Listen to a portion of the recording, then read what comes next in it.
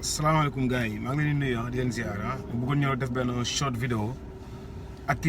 juste pour attirer sunu attention ci li nga xam ne mi ngi xew actuellement ñu koy seetaan te buñ ci waxul dëkk bi fu mu jëm du ñu neex. Premier cas bi mooy kaawu Ami Collé dafa ñëw def benn audio wax ci lim ciy wax mais fan la ko waxee ci privé la ko waxee ci domaine privé. mooy groupe WhatsApp mooy sénégalais yi nga xam ne ànduñu ak politiku Macky Sall li ñuy waxtaanee seen biir kër yi bu ñu toogee di naan caañ li ñuy waxtaanee bu ñuy wootante téléphone entre ñaar ñoo xam ni ñoo bokk position li ñuy waxtaanee loolu la Ami Collé wax ci sens boobu la ko waxee parce que ci groupe WhatsApp boo xam ne ñoom danoo gëm ni ñoom ànduñu ci politiku Macky Sall. Ami Collé actuellement victime la moom dafa war a constitué wu en tant que partie civile. porter plainte parce que danoo jël ay données personnelles am teg ko ci place publique bi ki ko def da ko trahir parce que ci groupe bi la bokk génn joxe ko presse bi ko relayé danoo infoyé de il faut ñu def très attention actuellement nii article 80 dañ koy teg c'est sûr jàpp nañ ko article 80 dañ koy teg jéem ko chantage loo wala ñu jéem ko jàpp sànq ko mais lan lañ bëgg Macky Sall dafa bëgg ñi àndut ak moom politique ñëpp ñi àndut ak d'accordul ak moom ñëpp noppi topp ci ginnaawam yàlla sax mi ñu bind amul unanimité ñëpp gëmuñu ko yow ñëpp mënuñu laa gëm c'est pas possible. wala noo bëgg léegi ñu dem ci état policier comme li xewoon Maroc wala ay li xew ay Tunisie li xewoon Égypte man dem naa Maroc une fois Maroc da ngay ñëw sax dugg ci taxi di wax ak taximan bi di wax ci affaire buur wala ngay bëgg a jël photo ñu tere la ko mun la non kon sinon wàccal. parce que da leen terroriser psychologiquement danoo terroriser woon ñi fa nekk mooy même Gambien yi loolu moo leen daloon ba bu daan musaan di wax Yaya Jammeh sax dañ koy déyante sañ ñu ko wax ci kaw. loolu du dara parce que psychologiquement nit ñi ils étaient tellement terrorisés que ni gaayen bi loo wax mu jàpp la mais Macky Sall dañuy fekk ba suñuy domaine privé la ñuy waxtaane mu ne ñoo lii doon ko fi waxtaane Sénégalais yëpp di seetaan di jël ay parti partisan non il faut arrêter. Deuxième cas mooy le cas Penda Ba il faut ñu def ci très attention parce que c'est un cas isolé. Ça n'a rien à voir avec la réalité. Le Nedeko Bandoum bi ñuy waxtaane di ci foog yooyu ça n'a rien à voir lii c'est pas du Nedeko Bandoum c'est du Nedeko banditisme mooy que ni danoo am ñoo xam ni danoo ñëw bëgg a jël situation bi ñu nekk Sénégal cohésion sociale bi fa am sensibilité religieuse yi ak ethnique yi nga xam ne amuñu woon Sénégal mooy dëkk boo xam amul woon benn problème pour mën a fal un président chrétien à la personne de Senghor. président Sénégal amuñu woon benn problème pour mën a fal un alpulaar à la Yero Fatick à la personne de Macky Sall kenn mësu koo xalaat mais li muy acte yi muy posé ak li muy def c'est pas du Nedeko Bandoum parce que Fouta def fa dara Macky Sall n'a rien fait ci Fouta. Macky Sall fi mu dëkk Fouta googu ñuy wax noonu mais Fouta fàttali ko leen en 2012 mais premier tour 56% la fa Ablaye Wade am Macky Sall législative bi village yaayam dafa perte. Donc c'est pas du Nedeko bandisme, c'est pas du Nedeko Bandoum, c'est du Nedeko banditisme. Ça n'a rien à voir. Moom moo ñëw jël fekk situation yooyu mu bëgg ko exploiter diviser ñu pour mieux régner. La presse prenez vos responsabilités am na yenn wax yoo xam ne waroo leen koo relayer parce que si vous vous rappelez crise burundaise bi mi ngi jóge woon ci benn rajo privé la jógee te gis ngeen fi mu mujjee génocide la mujjee. Il faut qu'on fasse très attention et que sujet yi bu ñu koy traité ñu traité ko ak responsabilité te xam ni ñi ngeen di woowee alpulaar bugguma ko sax tudd parce que su ma ko waxee day mel ni discrimination mais ñooñu ñooy sunu allié pour mën a xeex lii parce que c'est pas eux un cas isolé wala benn bandi bu nekk au pouvoir di def lu ko neex ut benn cercle boo xam ne ñoom la woowee Nedeko Bandoum di ko def mais loolu warul feeñ ci ñun Macky Sall du moom mooy ñëw moom en tant que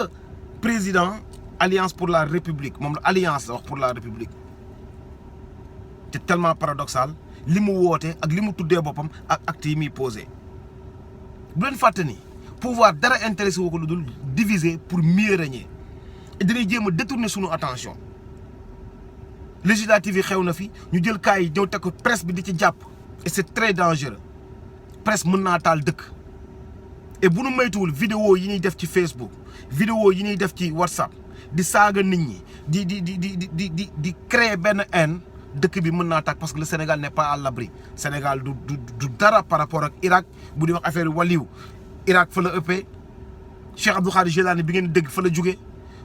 sëtu yonent bi Ousseynou falan ko rayee Karbala mi ngi fa tëdd donc ça n'a rien à voir ak suñu maam yi ñaan il faut ñu retourner waat suñu xel yi jël suñuy responsabilité am na loo xam ne mënuñu koo bàyyi mu jàll Sénégal musuñoo am problème yi musuñu koo am bu demee ba état bi ñëw moom au lieu mu indi alliance au contraire moom muy indi problème yi ça pose problème gars yi nan delluwaat suñu bopp xam ni tey jii lu mën a xew ñun ñëpp ay ñàkk et li gën a graaw mooy actuellement Sénégal dafa nekk dëkk boo xam ne am na pétrole am na gaz am na ressource naturelle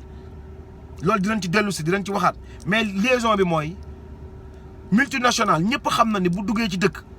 bu bëggee li muy ut amu ko ay guerre civile la ñuy créer pour ma te guerre civile guerre ethnique moo ci gën a garaaw xooleel kaay xew Afrique yëpp yu xew Afrique yëpp mi ngi lii ñu ngi koy gis muy ñëw nan ko arrêté que xamal gaayen bi ne ko li nga fi bëgg a imposer du sotti ne da ko banditisme bii nga bëgg a indi du sotti nous n'avons aucun problème pour bu subaa ñu fal benn njaago ginnaaw suba ñu fal benn séeréer ginnaaw war mais loolu mooy lan loolu dafa am Sénégal ñun li ngeen di wax nii c'est tellement contradictoire yàlla innal mu'minina ikhwa la wax ñun ñëpp ay mbokk lan mais tukulóor yi am nañ droit wax ne da ko bandum mais lii du ne da ko bandum nag au vrai sens du mot parce que du ne da ko banditisme nan def attention multinationales yi ñu ngi ñuy wër amuñu woon fenn fu ñu doon jaaree ay simulation de terrorisme yooyu yëpp pour fu ñu mën a jaaree la cette fois-ci nag jàpp nañ ci benn affaire boo xam ne xam nañ ne lii buñ ci insister buñ ci pousser mën na indi problème nan teg genre vidéo yooyu ku koy partager sax yow yaa kooku yéen a yem complice nga le cas là c'est isolé ça n'a rien à voir avec la réalité sénégalaise mais si on laisse faire loolu noonu ça va devenir une réalité cas isolé boobu donc nan teg débat bi waxtaan ci ñi ngeen di woowee alpulaar ñooy suñu meilleur allié parce que ñoom ils sont xalaatuñ ko sax duñ ko wax fenn kii il faut nga nekk kenn koo xam ne mentalement wéroo man pour man elle n'est pas saine pour man mentalement wéroo pour di mën a avancer yenn propos yi donc ñun on veut suba di leen def benn live boo xam ni di leen traiter ñaari cas yi mais que ça soit clair saaga wunu xaste wunu cas bi cas isolé la une fois de plus nañ ko jël traité ko waxtaane ko te bàyyi gaayen bii li muy def ne affaire naddu ko banditisme bi ñu jéem a fexe ba du fi jàll parce que bu fi jàllee rek Sénégal dina ko yëg ñun ñëpp dinañ ko yëg Sénégal du benn bopp de ñu naan ay benn bopp la kenn mënu koo xar ñaar du benn bopp ñun ay bopp yu bëri la donc ñun jël suñu bopp yooyu suñu xalaat yooyu ñu jël ko teg ko ci kanam jël intérêt république bi jiital ko que suñu intérêt personnel Macky Sall une fois de plus n'a rien fait à Fouta ba waa Fouta di ko voter wala ñu koy topp donc lii ni cas isolé la na wax ji leer du ma wax nag ci affaire procureur jàpp na kii jàpp na kële loolu moom du ma ci sax wax parce que amul benn sens ñun ñëpp xam nañ ni Sénégal di doxee mais dama ne li dal Ami Collé moo dal Ouleye Mané te gis nga buñ ko bàyyee dinañ dem ba mujj bi téléphone sax dootu ñu ko sañ a waxante suñu biir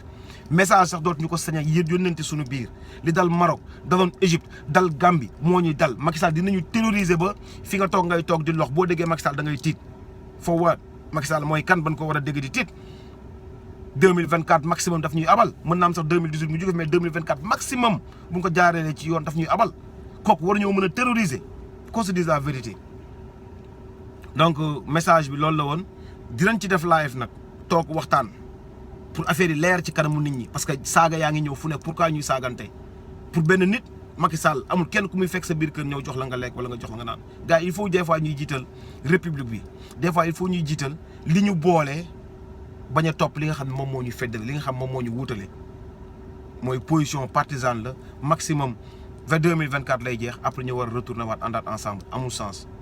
et on doit faire très attention parce que léegi affaire bi bu ko tubaab bi yégee xam nañ ni léegi am na foo xam mën nañ faa jàpp ñu fa nag bu coow waree am ñu génnee ko ñu ngi doon génnee crise Casamance sottiwul bii mën nañ cee jaaree il faut qu'on fasse très attention donc loolu la waxoon loolu la amoon na benn message bu ndaw may def en attendant débat bi suba ñu toog waxtaan ci ça n'a rien à voir ak affaire u Neddo ko bandum lii cas isolé la nan ko réglé wala duñ ko réglé ñoom ñoo xam nuñ koy defee mais kii moom bokkul ci suñu communauté parce que ñun Sénégal la ay sénégalais lan ñun ñëpp ñoo bokk ndey ñoo bokk baay li ñu intéressé mooy réew mi jëm kanam politique bi ko Macky Sall di defee mën naa am na ñoo xam ànduñu ci am na ñoo xam ànd nañ ci mais c'est ça la diversité est une richesse donc gars yi affaire boobu loolu ma doon message ba tomorrow incha allah jaajëf big up